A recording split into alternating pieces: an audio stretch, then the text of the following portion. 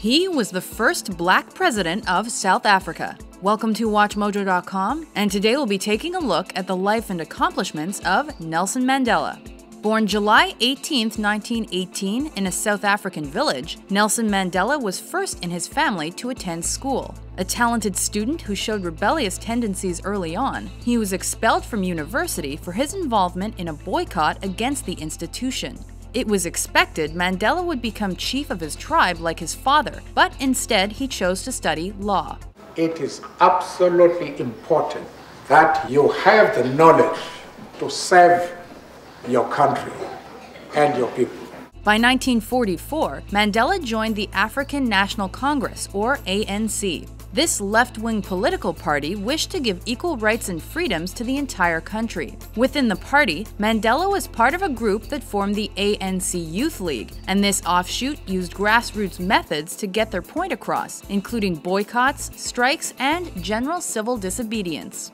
That the task of the ANC was to unite the African people and out of them build a nation. In 1948, the National Party was elected to government, and following that, it instituted a legal system of racial segregation called apartheid. Meanwhile, Mandela and the ANCYL continued their non-violent protests against racist policies. For example, Mandela was instrumental in 1952's Defiance Campaign, as well as 1955's Congress of the People. He also served as a lawyer for mistreated black South Africans by opening the country's first black law practice.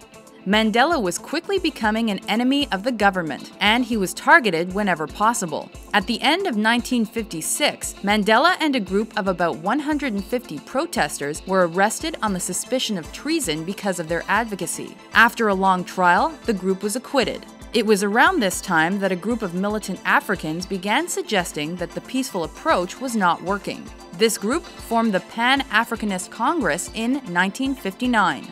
Soon after, Mandela changed his position and proposed that armed conflict was the only way to end apartheid rule. It is useless and futile for us to continue talking peace and non-violence against a government whose reply is only savage attacks. He helped found a military offshoot of the ANC called Umkhonto we Sizwe, and this group specialized in sabotage and guerrilla warfare. Not long after, on August 5, 1962, Mandela was arrested for a strike he had organized the previous year. He was sentenced to 5 years in prison, however, he ended up spending his next 27 years in jail. While serving his 5-year sentence, Mandela was also charged with sabotage, treason, and violent conspiracy during the infamous Rivonia trial. He was sentenced to life in prison and barely escaped the death penalty. Mandela's first years were spent in a prison on Robben Island, but he was transferred in 1982. He was treated poorly as a black prisoner, however he did manage to earn a Bachelor of Laws degree through a correspondence program. During this time, Mandela's profile grew, and he became an international symbol of anti-apartheid resistance. On more than one occasion, the government offered Mandela his freedom in exchange for the abandonment of his beliefs. Each time, he refused.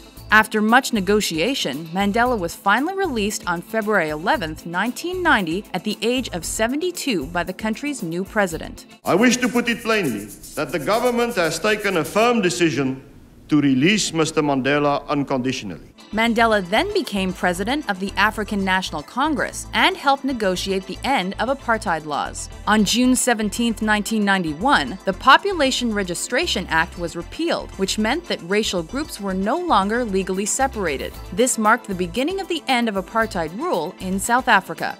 The country held its first democratic elections on April 27, 1994, with the ANC taking 62% of the vote. On May 10, 1994, Nelson Mandela was sworn in as the first black president of South Africa. He spent his term rebuilding the economy and uniting the country. He even used the country's national rugby team as a rallying point for all citizens and as a way to bring the country onto the world stage in a positive light. When his term ended in 1999, Mandela retired from active politics. Despite leaving public life in 2004, Mandela convened a group of world leaders called the Elders in 2007. With figures like Desmond Tutu, Jimmy Carter, and Kofi Annan, the group aimed to resolve world problems like poverty, AIDS, and climate change. Among his many honors, he was awarded the Nobel Peace Prize in 1993. Even after leaving public life, Nelson Mandela is one man who continued his lifelong crusade for a better world.